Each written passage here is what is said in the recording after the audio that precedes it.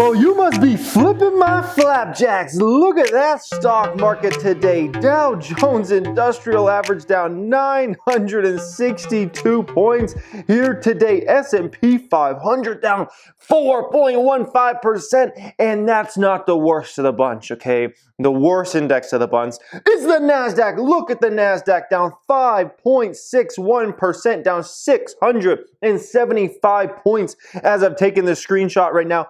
Absolutely incredible downward move for the stock market here today. VIX has gone sky high. VIX is up 33.72% here today, which basically the VIX is volatility and how it measures volatility in the market. And generally speaking, when you see the VIX go sky high like that, that means it's a bad day for the market or a bad time for the market in general. We have market strategists saying things like this: the markets are facing a potential Minsky moment collapse. We'll talk about that, okay? The stock market is flashing a warning sign.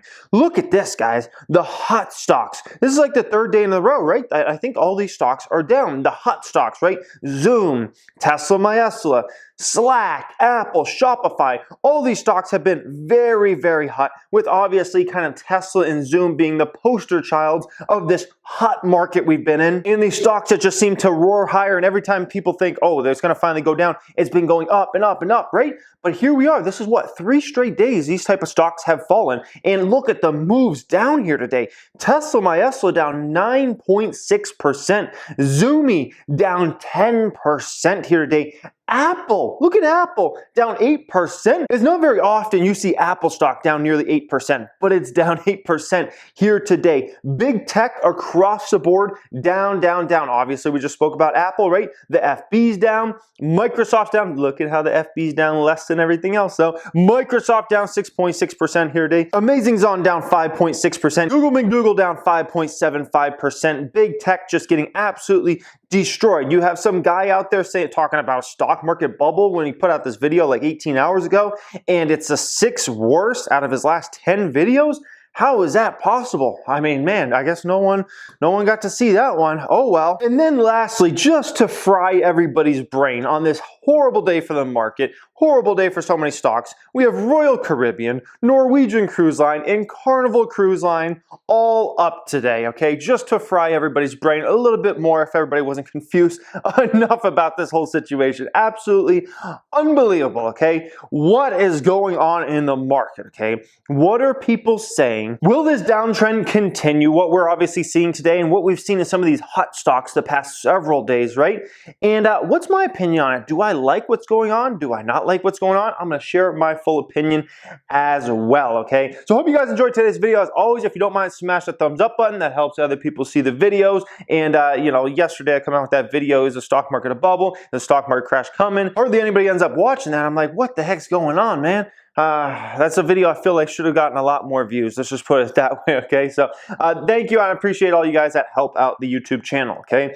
Asset prices could be on the cusp of a sharp collapse known as the Minsky moment and may retest lows last seen in March, according to Ron William, a market strategist and founder of RW Advisory. Markets have experienced a broad bullish period in recent months, as we all know, okay, as investors bet on further stimulus from governments and central banks and the prospect of a Rona vaccine. A Minsky moment, named after economist Hyman Minsky, refers to a sudden market collapse following an unsustainable bull run, which in this case could be fueled by the, quote, easy credit environment created as a result of the unprecedented fiscal and monetary stimulus measures. Wow, this is actually a market strategist that kind of is making some sense, okay? Speaking to CNBC Squawk Box Europe on Thursday, Williams cited a number of factors as potentially driving this crash,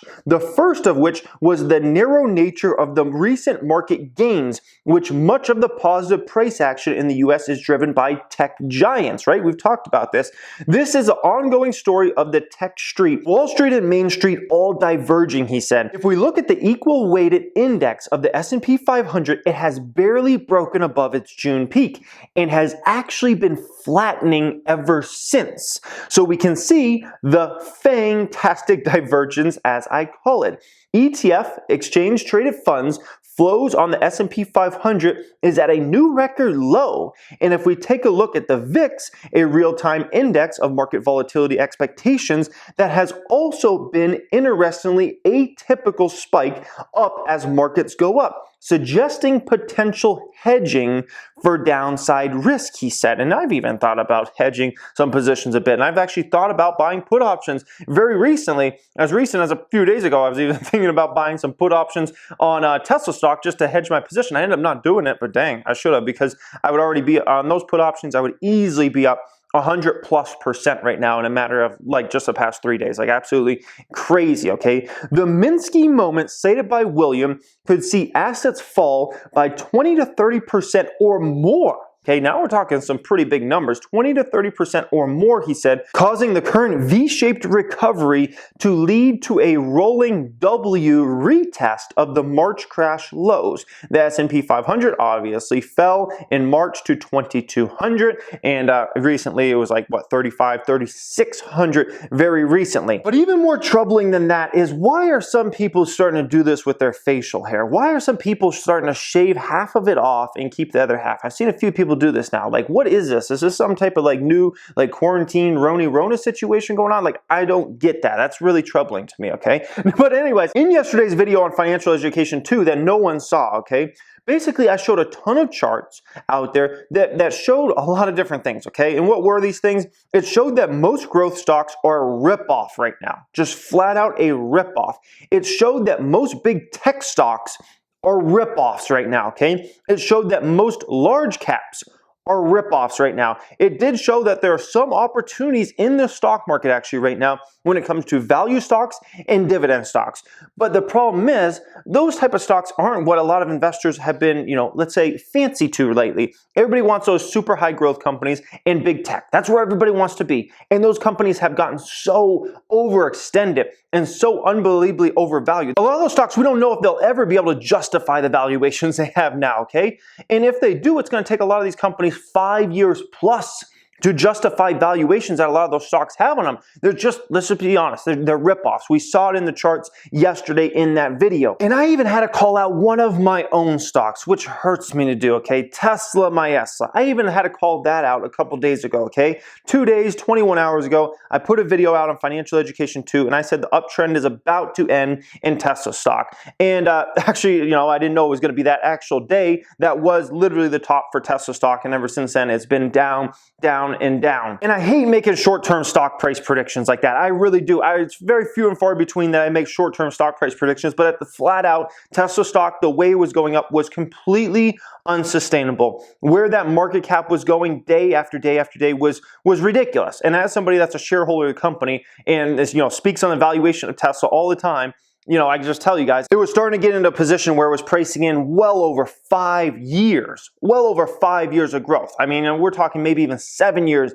of growth to try to, justify that valuation. It was getting insane. And now that stock is starting to come down. I mean, since that video came out, the stock's already down, what, 20% roughly, somewhere around there. And, that's healthy, okay? That's a good thing. It's not easy to go against the grain like that. I can tell you guys just flat out, okay? When a stock's going up and up and up like that, it's so easy to pile on and say it's just going to keep going up. No different than when I put out that video, when the stock market will bottom. I put out that video and I said the stock market would bottom within the next 30 days. Little did I know, like within a few days of that, the stock market literally bottomed. But that was a really tough thing to say at that time. And it's a really tough thing to come out publicly and say, I believe the stock market is about to bottom, because at that time, the stock market was in complete free fall. I mean, it was just down, down, and down. People thought we were going way lower than where we were at. For me to come out and say, publicly to 157,000 people that watched that video, the stock market's going to bottom soon, and it did, and it is what it is, but it's hard to go against the grain like that. A lot of people were like, they couldn't believe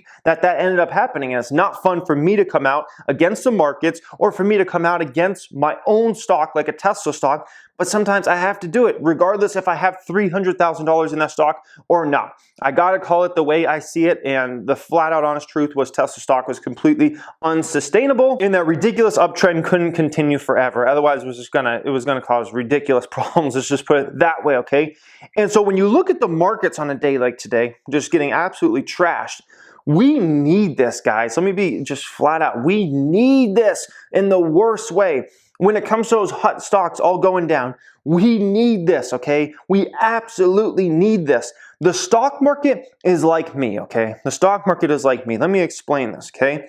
I was sending, messages out. This is a pretty normal night, if we can call it a night, okay? Sending messages to team members at 3:23 a.m., at 1:40 a.m., okay? I'm doing portfolio reviews last night for the group members on Loom at 2 a.m., okay? And I'm doing all this stuff super late at night. But eventually, Jeremy has to crash, okay? Eventually, Jeremy has to take a breather and he has to get some sleep, okay? And for the next 7 to 8 hours, it's pure darkness, okay? It's pure darkness until I hear a little homeschooling going on and music class right by my door. And so next thing you know, I have to wake up. It's like 11 a.m., might be noon time. And I'm like, oh, okay. I've been asleep for a while. Let me go ahead and wake up. And guess what? The Nasdaq needs some dang sleep, okay? The Nasdaq has been awake for a long time. The Nasdaq has been working so dang hard, and it just needs some sleep, guys. Can we just let it sleep a little bit? The Nasdaq has been wide awake for 5 months straight now, okay?